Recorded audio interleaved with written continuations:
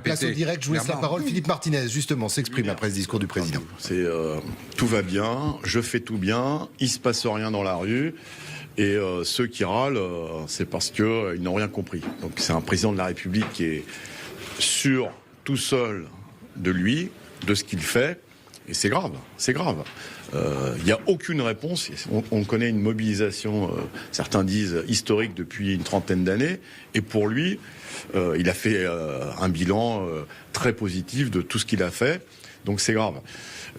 J'insiste aussi sur le fait qu'il considère qu'il n'y a pas eu de proposition alternative, alors que la CGT, comme je suppose les autres organisations syndicales, ont fait des propositions alternatives, mais il ne considère que les propositions alternatives ne sont valables que si on est d'accord avec lui.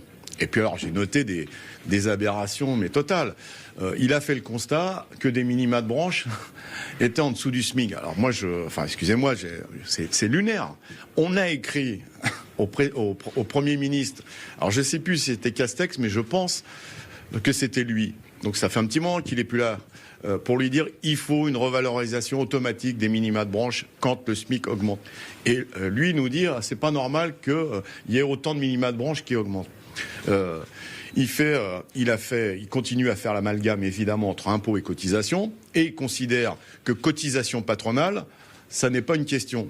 Lui, il considère que pour financer la sécurité sociale et la retraite, il n'y a que les cotisations salariales. C'est pas comme ça qu'est construit le système. Alors soit il a une méconnaissance totale de notre système, et là c'est très grave, soit il se fout de notre gueule, pour être très clair.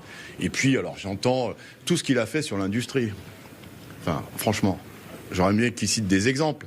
Oui, effectivement, il y a des projets. Mais moi, je peux lui citer la liste de toutes les entreprises industrielles qui ont fermé depuis qu'il est président de la République.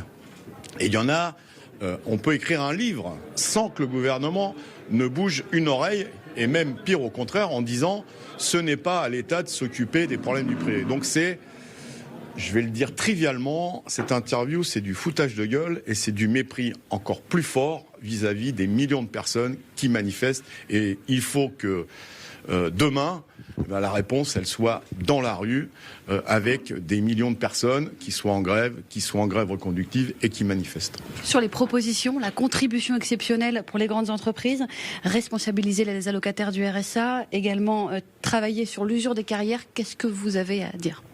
Et on a déjà dit, enfin sur la pénibilité, sur les carrières longues, sur l'emploi des CR, on a déjà dit. Sauf qu'il faut qu'il n'ait pas l'écoute sélective. Il ne veut entendre que des flatteurs, que ceux qui de la flagornerie, c'est-à-dire ceux qui sont d'accord avec lui. On a fait des propositions sur l'emploi des seniors, on a fait des propositions sur la pénibilité, on a fait des propositions sur les salaires, on a fait des propositions sur les cotisations et notamment les exonérations de cotisations patronales, que lui considère que ce n'est pas que le financement de la protection sociale, ce ne sont pas des cotisations patronales.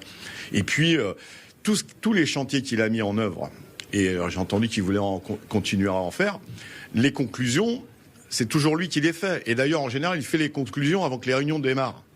C'est ça. Et alors, son admiration, enfin, il n'a pas dit ça comme ça, mais son écoute des syndicats, il en a fait la démonstration, vu la réponse qu'il nous a fait à notre demande d'entretien. Donc oui, ça devient une caricature, ce président de la République.